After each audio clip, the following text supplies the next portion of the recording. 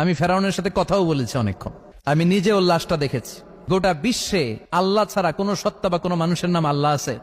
এমনকি কুখ্যাত ইন্টারন্যাশনাল সন্ত্রাসী ফেরাউন ওর নাম আল্লাহ কয় নাই।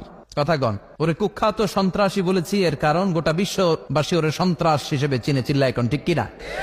আমি নিজে ওর লাশটা দেখেছি। আমি ফেরাউনের সাথে কথাও বলেছি অনেকক্ষণ। বিশ্বাস হয় না? এক পেশে কথা আর কি, এক পেশে কথা হয় না অনেক সময়। মাঝে মাঝে আল্লাহরে বলি না, আল্লাহ রে এত কষ্টে আছে তুমি দেখো না। তো এটা হচ্ছে এক পেশে কথা। উনি তো বলতেছেন আমি কই খালি। তো ওইভাবে ফেরাউনের সাথে কিন্তু আমিও কথা বলেছি। যেহেতু আমি আল আজহারে পড়াশোনা করেছি, মিশরের রাজধানী কায়রোর ন্যাশনাল মিউজিয়ামের রয়্যাল মমিস চেম্বারে সেকেন্ড ফ্লোরে ওর লাশ রাখা। ওটা দেখতে 200 পাউন্ড লাগে, ইজিপশিয়ান পাউন্ড। যেহেতু আমার কাছে আল আজহারের কার্ড ছিল, ইজিপশিয়ান কার্ড, তো আমি ওই কার্ড দিয়ে ফ্রিতে ঢুকেছি।